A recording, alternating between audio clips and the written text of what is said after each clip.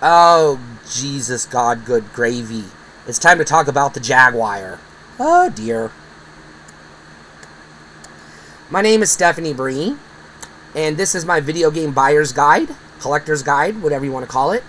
And today we're talking about the Atari Jaguar and the Jaguar CD because there's not enough information on the Jaguar CD for it to get its own video. We're going to lump them in together. Okay, thank you very much. Brief history. Atari came into existence in the 70s, got greedy and wanted to make things they didn't have the money for, so they sold their company to Warner. Got greedy again and made too many games, too many competition. The North American home console video game crash happened. Warner Brothers sold Atari, but Atari was still making video games, computers, and home consoles, but they didn't have the money to do so, so they were split into two companies. By the time 1990 rolled around, the fledgling company that was on its last legs somehow managed to get the Atari Lynx out. They did not develop or design the Lynx. Some small independent company developed the Lynx and showed it off at a gaming or tech convention. Atari bought it from them, manufactured it themselves, and that's where the Lynx came from. So they saved on R&D and all that stuff. They had two home consoles in development at this time to compete with Sega and Nintendo. They had a 16-bit home console that they nicknamed the Panther. Midway through development, they realized that it was too late in the game to get a footing in the 16-bit market, so they started to look towards the 32-bit market that was on the horizon.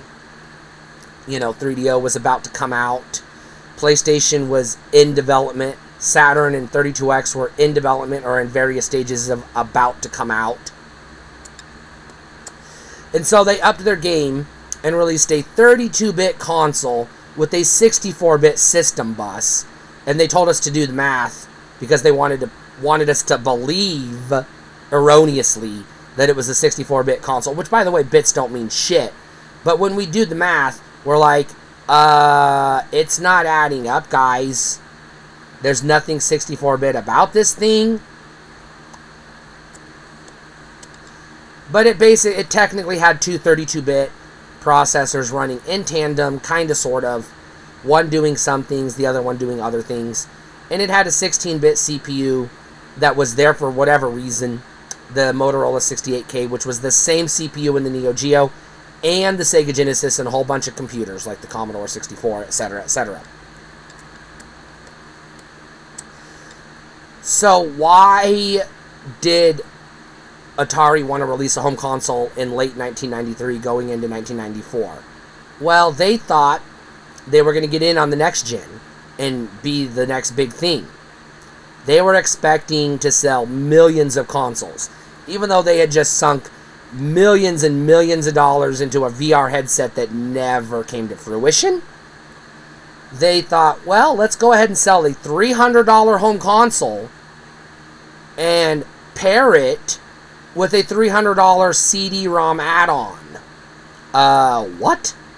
Nobody's buying the $700 3DO. Nobody's buying the $1,100 Neo Geo. What in God's green earth makes you think they're going to pay $600 for an Atari? An Atari. You know who did? Nobody. They sold a whopping 400,000 Atari Jaguars in their lifetime. They sold somewhere between 20 to 40,000 Jaguar CDs. Home consoles, video game consoles that sold fewer than 10 million units are considered failures. Utter failures in the video game space. To not even sell 500,000 worldwide Atari Jaguars is why nobody remembers the fucking Jaguar, except for the 35 people that had one that are still alive. Everybody else is dead now, because the people who were buying the Jaguar were boomers who remembered Pong in the 70s, and they're like, oh, there's a Pong on this thing, and they bought it, and they're like, this isn't Pong, what the fuck is this? Yeah, by the way, they turned Pong into a 2D side-scrolling platformer for the Jaguar. Like, call it something else? You know? I don't know. Whatever. Atari made a lot of shit decisions back in the day. This is why, as a company, they don't exist anymore. They're a brand that is technically owned by another company that just renamed itself Atari so they could claim the legacy continues, but it's different. It's not the same thing. But it is what it is. So let's talk about the hardware. Atari Jaguars have a, not surprisingly, high failure rate, as do the Jaguar CDs. So, if you're fortunate enough to find one that's in fully working condition on the aftermarket, and with or without the CD, you're going to pay for it. And it's going to hurt your wallet. It's going to punch your wallet in the gut. Are you really willing to do that to play an inferior port of Doom? Or Wolfenstein? Or that very obscure Alien vs. Predator game that everybody sings its praises, but it's only mediocre at best? But it's like the standout game on a system full of shit? Yeah. It's a 2.5-star game on a console with a bunch of 1-star games. So it looks like a 4-star game in comparison to the other 1-star games. It's still not a great game. You've been lied to by people who told you it was a good game. Go play it if you can. Try it. You'll find out very quickly this is not the game people say it is. You know why they say it's the best game on the Jaguar? Because it is. But being the best game on a piece of shit is still a piece of shit. Yeah, you got Tempest 2000. What the fuck is that doing on a 32? That game shouldn't have been on the NES, let alone the Jaguar. Most of your so-called next-gen 64-bit games on the actually 32-bit next-gen console look like 16-bit games. You know why?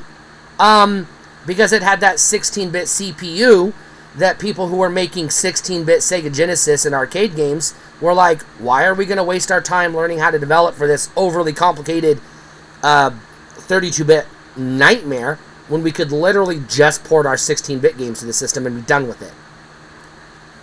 Now, I know some people are going to be quick to point out that Rayman is probably the best game on the Jaguar.